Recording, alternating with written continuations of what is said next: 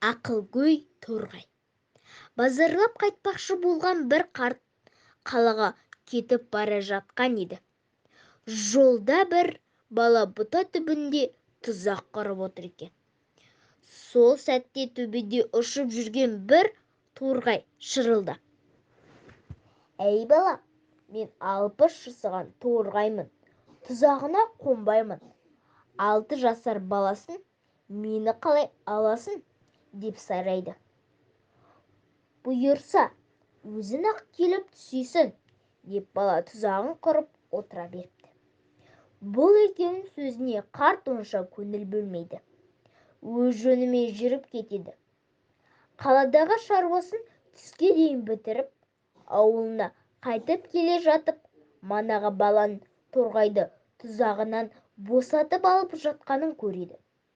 «Балам, осы олжаны маған байлашы», деп қарт баланың торғайын қалап алады.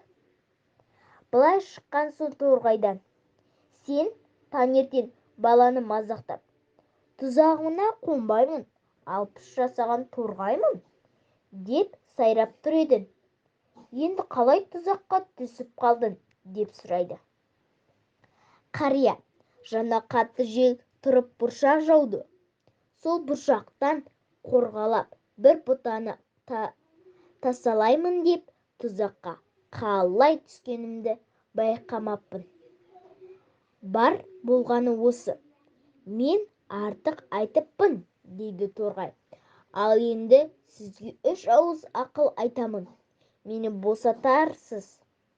«Онсыз да қоя берейін», деп келе жатқан қарт: «Жарайды, айт ақылыңды», дейді.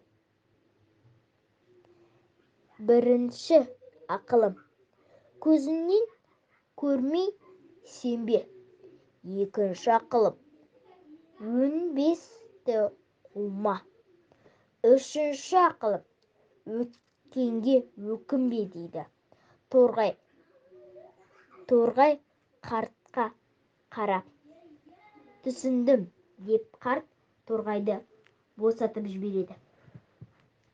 Торғай анандай жерге бір тастың үстіне барып қонып отыр. «Қария, мен неге ұша алмайтын отырғанымды білесің бе?» дейді. «Мен қайдан білейін?» дейді қарт. «Қанатымның астында асықтай алтын бар еді. Соны көтере алмай отырмын». Мұны естіген қарт торғайдың алтынын алмақ болады. Алтынынан түсіп торғайға жақындайды. Енді қолын созып ұмтыла бергенде торғай ұша жөнеліп екінші тасқа қонады. Қарт тағы ұмтылады. Торғай тағы ұшып кетеді.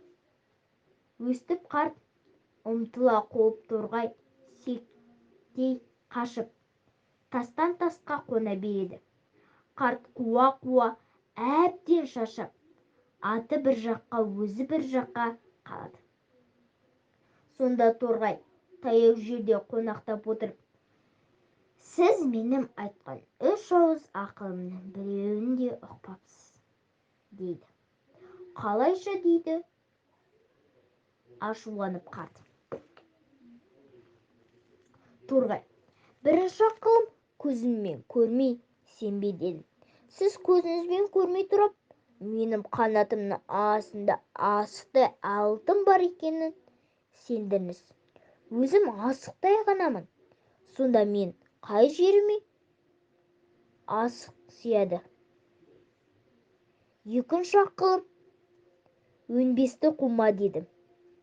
Сіз мені ұстай алмайсыз да өнбес іздеп соңына түсіп әбден қалжырадыңыз. Үшінші ақылым: өткенге өкінбе, дедім. Сіз сол өткен қателіктеріңізге қатты өкініп қапа болдыңыз. 3 ауыз ақылдың мәні енді түсінген боларсыз деп сенемін, депті де өз жайына ұша кете барыпты.